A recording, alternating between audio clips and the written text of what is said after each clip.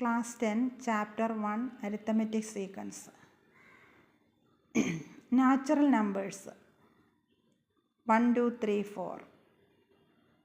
Even numbers 2, 4, 6, 8 അങ്ങനെ പോകുന്നു. Odd numbers 1, 3, 5, 7.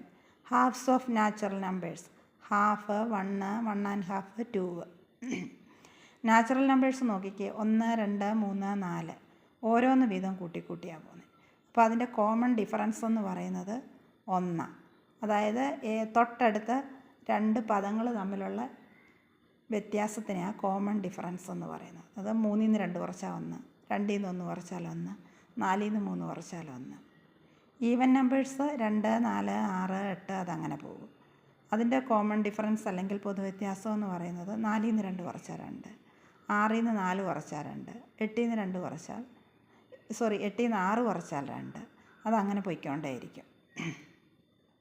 Odd numbers 1, 3, 5, 7 അതിൻ്റെ പൊതുവ്യത്യാസം അല്ലെങ്കിൽ കോമൺ ഡിഫറൻസ് എന്ന് പറയുന്നത് 3 ൽ 1 കുറച്ചാൽ 2, 5 ൽ 3 കുറച്ചാൽ 2 അങ്ങനെ പോകുന്നു. ഹാഫ്സ് ഓഫ് നാച്ചുറൽ നമ്പേഴ്സ് എന്ന് പറഞ്ഞാൽ നാച്ചുറൽ നമ്പറിൻ്റെ പകുതി, അതായത് 1ൻ്റെ പകുതി അര, 2ൻ്റെ പകുതി 1, 3ൻ്റെ പകുതി 1.5, 4ൻ്റെ പകുതി 2.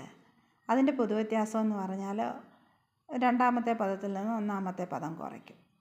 1ൽ നിന്ന് അര കുറച്ചാൽ അര വീതം കൂട്ടിയാണ് പോകുന്നത്. അപ്പോൾ ഒരേ രീതിയിൽ ഒരേ നമ്പർ കൂട്ടി പോകുന്ന സീക്വൻസ്, ഇതെല്ലാം ഓരോ സീക്വൻസാണ്. അപ്പം ഒരേ നമ്പർ തന്നെ കൂട്ടി പോകുന്ന സീക്വൻസിനെയാണ് നമ്മൾ അരിത്തമെറ്റിക് സീക്വൻസ് എന്ന് പറയുന്നത്.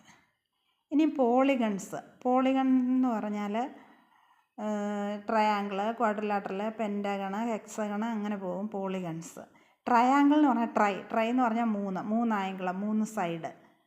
അതിൻ്റെ സം ഓഫ് ആംഗിൾസ് എന്ന് പറയുന്നത് 3ൽ നിന്ന് 2 കുറച്ചിട്ട് അതിനെ 180 കൊണ്ട് മൾട്ടിപ്ലൈ ചെയ്താൽ മതി. അതിൻ്റെ ഇക്വേഷൻ എന്ന് പറഞ്ഞാൽ നമ്പർ ഓഫ് സൈഡിൽ നിന്ന് 2 കുറച്ച് 180 കൊണ്ട് ഇൻറ്റു ചെയ്യുന്നതാണ് നമുക്ക് സം ഓഫ് ഇന്നർ ആംഗിൾസ് കിട്ടും. ക്വാഡ്രിലാറ്ററൽ എന്ന് പറയുമ്പോൾ അതിന് 4 സൈഡുണ്ട്. 4ൽ നിന്ന് 2 കുറച്ചു 180 കൊണ്ട് മൾട്ടിപ്ലൈ ചെയ്തു 360.